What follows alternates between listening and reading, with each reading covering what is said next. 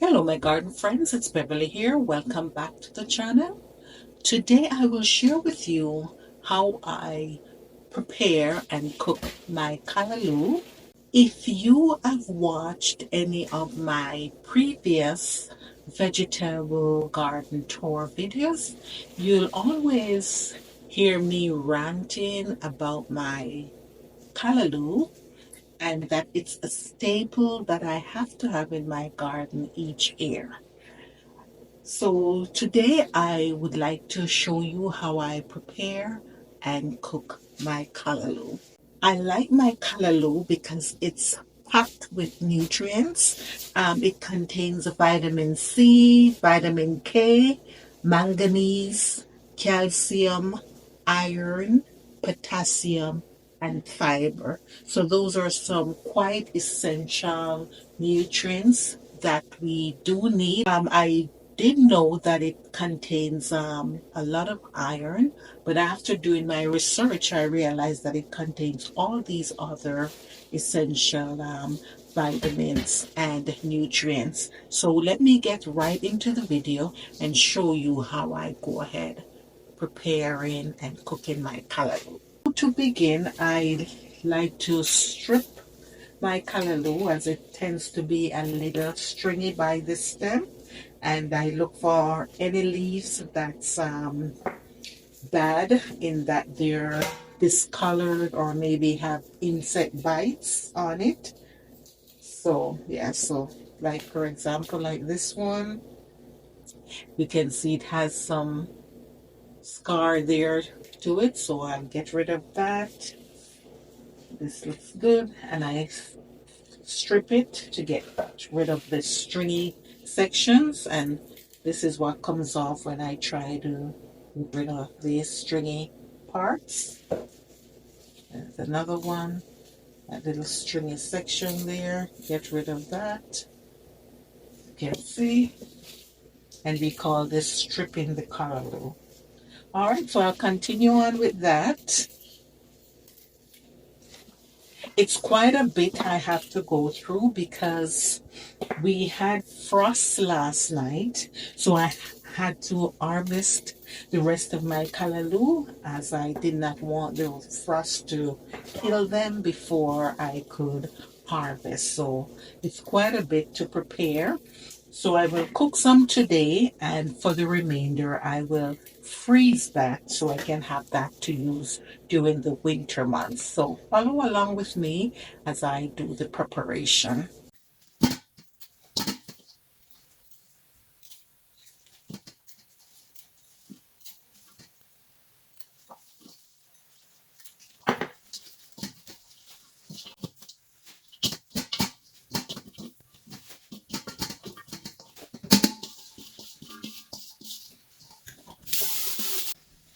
Now that I've finished stripping the callaloo, I will now go ahead and give it a thorough wash. I like to wash my callaloo with salt water. And I will give you a little story as to why the salt water is essential for me.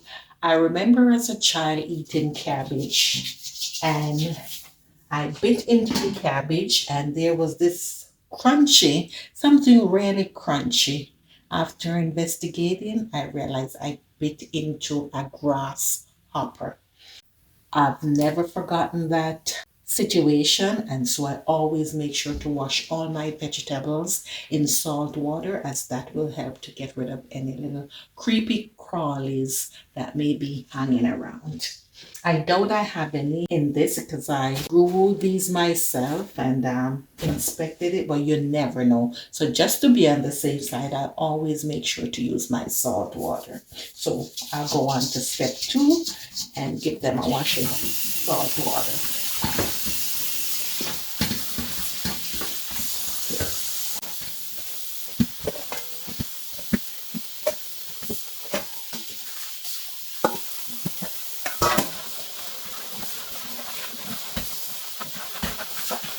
Also, there are always squirrels and always wildlife hanging around in the garden, so it's imperative to give your vegetables a good wash prior to cooking.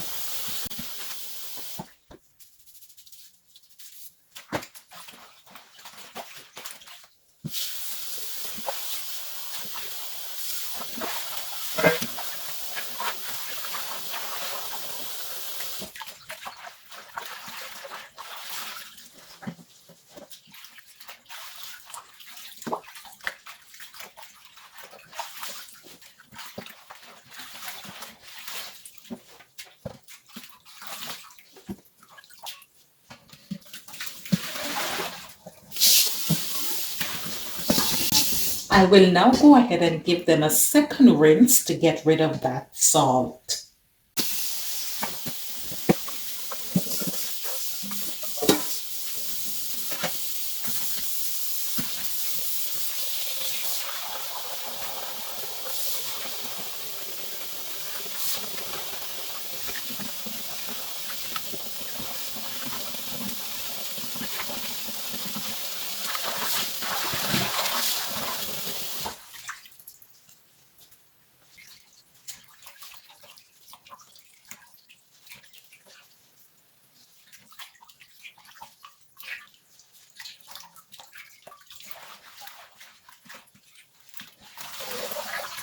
I also try to get rid of some of the excess water. So that's it there.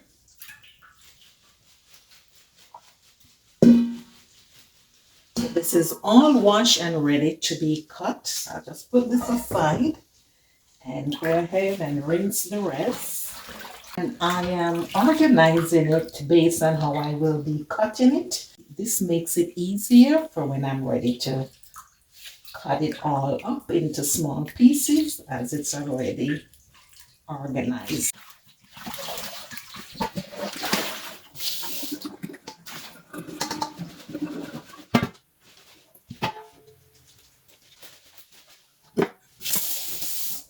It's now time to start the cutting, and this is what I'll do.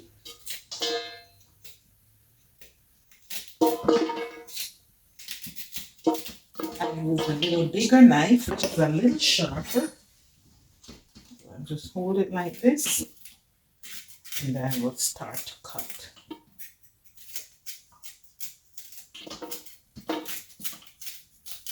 Another way you can go about cutting this is to put it on your cutting board like so, and you just get your knife and you just start to cut.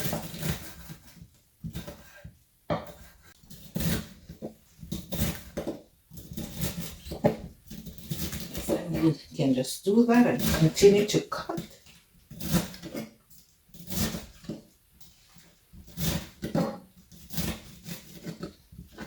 For me personally, I rather to hold it in my hand and cut it like this, as I find I like to cut it quite small because then it cooks faster.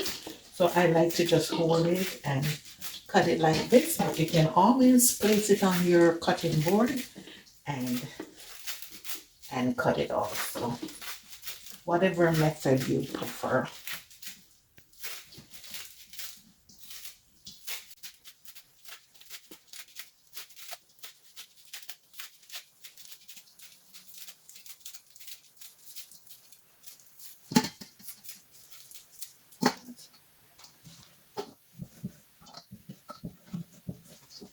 It may look like a tedious task, but it's quite simple. And with the callaloo being this soft, you can see it's quite easy to cut. And just make sure your knife is sharp.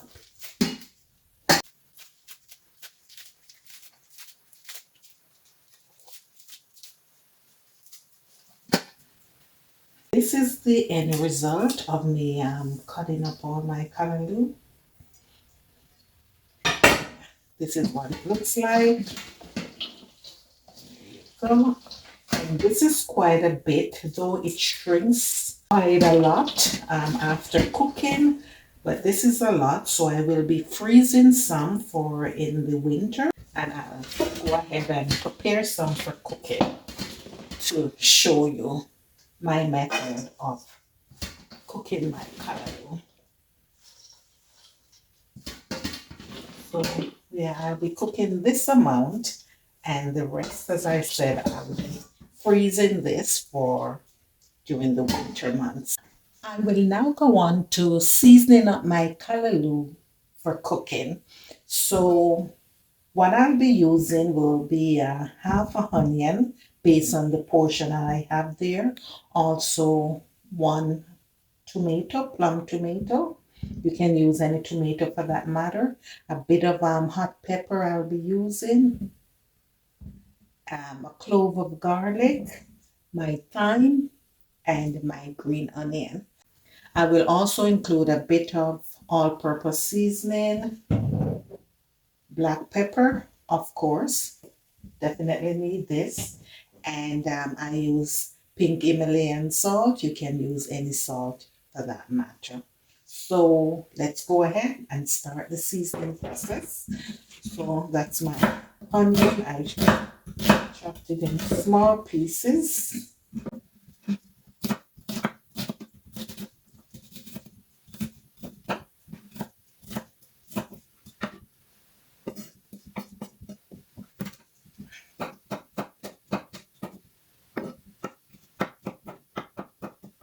So for the onion and the garlic, you can go ahead and add it straight into the callaloo. I don't like to do that. I like to saute the onion and the garlic for a few minutes to get that aroma, and then add the callaloo to it in the pot. So that's what I like to do instead of putting these into the callaloo in the initial seasoning process. So that will stay there. So for now, I'm going to go ahead and add stuff like these in my callaloo. Okay, go ahead. We can have the tomato in small pieces.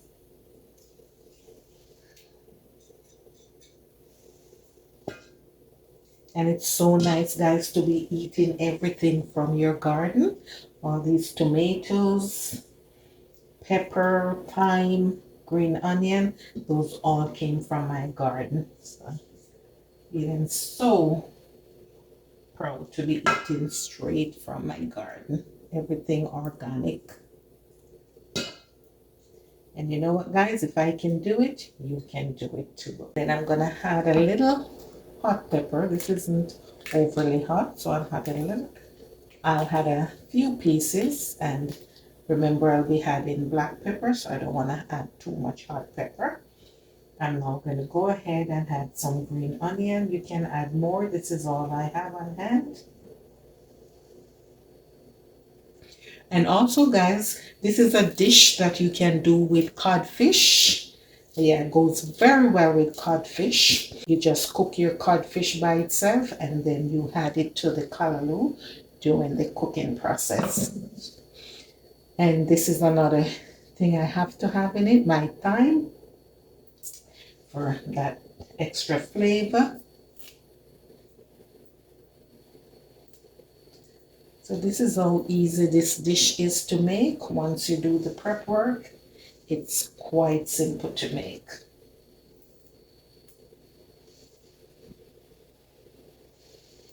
So I think that's about enough time.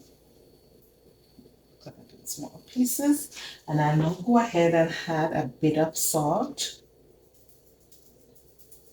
That's my Himalayan salt. You can use kosher salt, sea salt, any salt you use. And my black pepper, of course, gotta have my black pepper.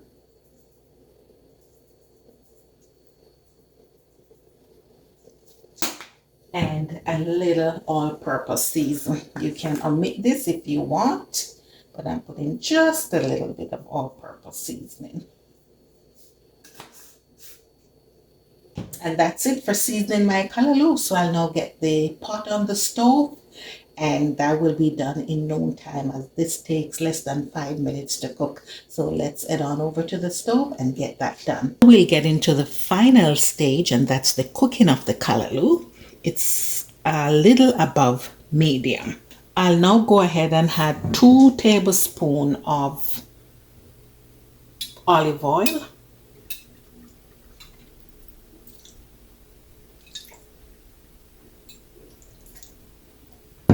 And I'm now going to add my onion.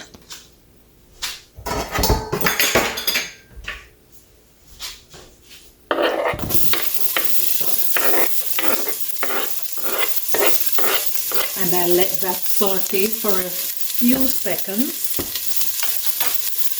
And you can use any oil for that matter, whether avocado oil, grapeseed oil, vegetable oil, whatever oil you prefer, you can go ahead and use that. So that will saute for a few seconds, then I'll add my garlic. And just turn it down a little to medium just to have it saute slowly.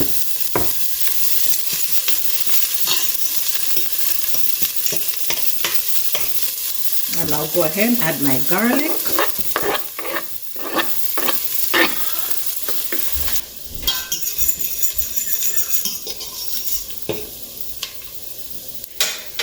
Yes, so I'll now go ahead and add my callaloo to my sauteed onion and garlic. So that's that there.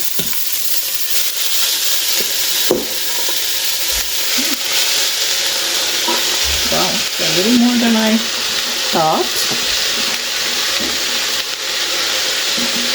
And just to let you know that this looks like a lot, but it does shrink. And just to not let my onion and garlic burn, I'll just give that a stir.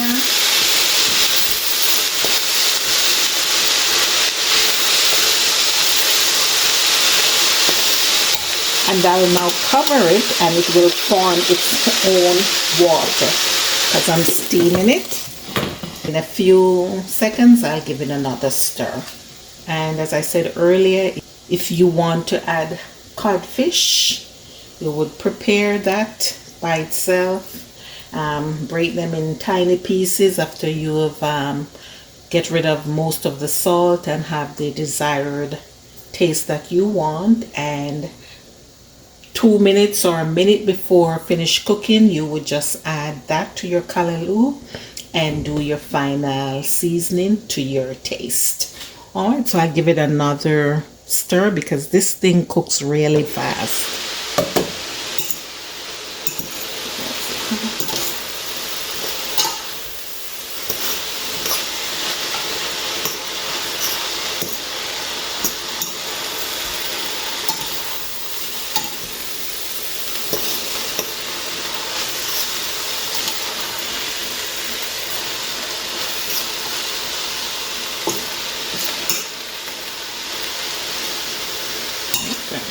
You can see it's already shrinking. You can also add a bit of butter. That's optional. And because it cooks so fast, you want to stir it ever so often. And another thing for me, I like for my callaloo to retain its color after it's cooked. Sometimes it can be overcooked to the point where it turns brown. I do not like that. I want to know when it's finished cooked, it's still green. So that's why you have to keep stirring it and keep an eye on it. And as you can see, it formed its own water. I didn't have to add any water whatsoever. So give it a few more seconds and I'll stir again and taste it to see if the flavor is to my taste or whether I need to add a bit more flavor, as in salt and pepper.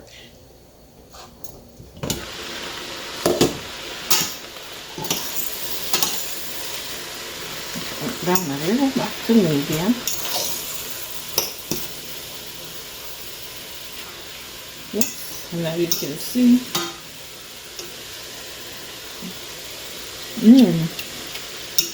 Almost cooked, guys. Just a few more seconds. So at this point I'm going to add a little bit of butter, and as I said, that's optional. The flavor tastes quite good to me. Just a little bit for me. For you, maybe a teaspoon. I don't want too much butter.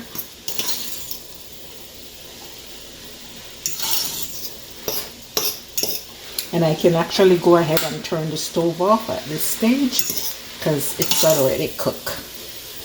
And as I said, I don't want it to be overcooked and then start turning brown.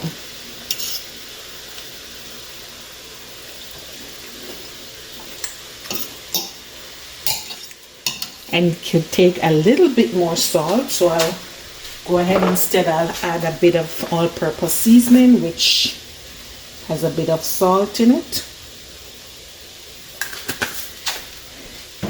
A little more black pepper.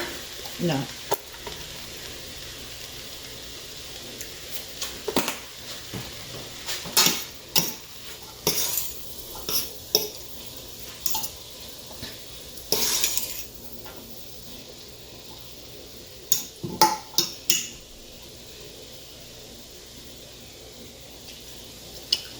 Yes, now let it simmer with the stove off for a couple more seconds and it's all done. I'll give it another stir. It should be done, just to make sure.